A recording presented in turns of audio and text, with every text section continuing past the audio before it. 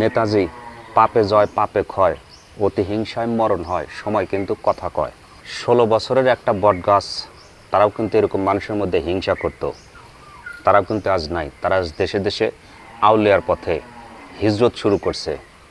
অতএব মানুষের প্রতি হিংসা না করে একটু সুন্দর মনোভাব থাকা উচিত।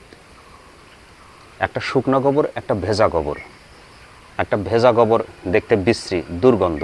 আর একটা শুকনো গোবর, ওইটাই রোদে, কাঠফাটা রোদের ভিতর যখন শুকা হয়েছে, হাতে নেওয়া যায়, স্পর্শ করা যায়, ওটার কোনো দুর্গন্ধ হয় না। দীর্ঘ 16 বছর যারা দেশ রাজত্ব চালাইছে, তাদের মনোভাব ছিল ইসলামের প্রতি, আলেম ওলামাদের প্রতি এবং কিছু বিরোধী দলের প্রতি তাদের মনোভাব ছিল বিশ্রী, দুর্গন্ধযুক্ত। আর যেই শুকনো গোবরটা আমরা যাদেরকে এতদিন মনে করতাম দলাসান, সেটা দুর্গন্ধ না, এটা ভেজা গোবরের চাইতে একটু ভালো। তাদের মনোভাব সহনশীল, নম্র, ভদ্র, একটু বিনয়ী, আলেম ওলামাদের প্রতি একটু নমনীয়তা ভাব আছে। কালের পরিবর্তে যখন সেই 16 বছরের বটবৃক্ষটা যখন আউলিয়ার পথে, দরবেশের পথে দেশে দেশে হিজরত করতেছে, এখন সেই শুকনো গোবরটা এখন ভেজা গোবরে পরিণত হয়েছে। পাঁচ আটার কোনো সুযোগ নাই, কাউকে তেল মারতে আসি নাই, আগে দলিল দেখায়, দলিল ছাড়া কোনো কথা বলি না।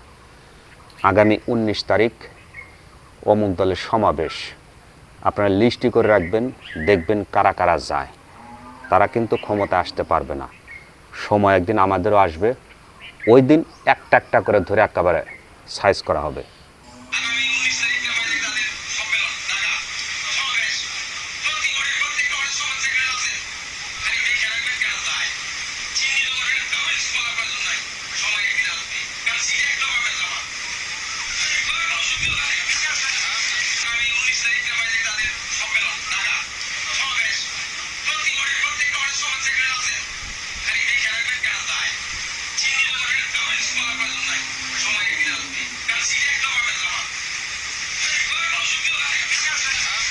কিছু মানুষের পেটে এ পরিমাণ ক্ষুধা, দীর্ঘ 16 বছর তারা না খায় অনাহারে দিন যাপন করতেছে।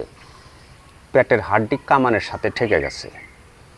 ক্ষমতা যাওয়ার আগে তাদের মনোভাব যদি অন্য মানুষের প্রতি এরকম ভাব থাকে, আর এই মানুষগুলো যখন একটু ক্ষমতায় যাবে, হাতে একটু শক্তি পাবে, একটু পাওয়ার পাবে, তখন তাদের অবস্থা কি হবে?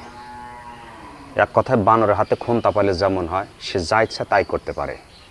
1 লিটার দুধের ভিতরে যদি 1 ফোঁটা গোমূত্র পড়ে, গরুর সোনা পড়ে, সেই দুধটা জাল দিতে কিন্তু ফেটে যায়। আর হিংসা এমন একটা জিনিস, আপনি যত ইবাদত বন্দি করেন, যত ভালো মন মানসিকতা থাকেন, আপনার ইবাদত সম্পূর্ণটা নষ্ট হয়ে যাবে।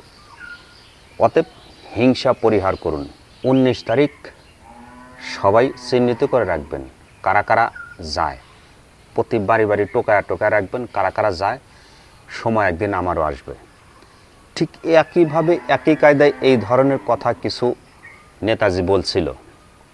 আমরা থাকতে তারা কিভাবে কাউন্সিলর করে, অথচ সেই মানুষগুলো আজ দেশে নাই। তারা এখন হিজরত করতেছে, দরবেশ হয়ে আউলিয়ার পথে দেশে দেশে তারা ঘুরে বেড়াইতেছে। অতএব সময় কথা কয়, মানুষ সময় দেখে শিক্ষা গ্রহণ করা উচিত। প্রত্যেক মানুষেরই অতীত দেখে একটু শিক্ষা গ্রহণ করা উচিত। আগের হাল যেখানতে যায়, পিছের হাল ঠিক একই জায়গাতে যায়। এটা হচ্ছে গ্রামের মুরব্বীদের একটা কথা। ঠিক এরকমই যদি হয়, আগের হাল যেখানতে যায়, পিছের হাল সেখানতে যায়, যদি এই কথাই যদি বলবৎ থাকে, তাহলে তাদের ভবিষ্যৎ একেবারেই অন্ধকার। ভালো থাকবেন, সুস্থ থাকবেন। আল্লাহ হাফেজ।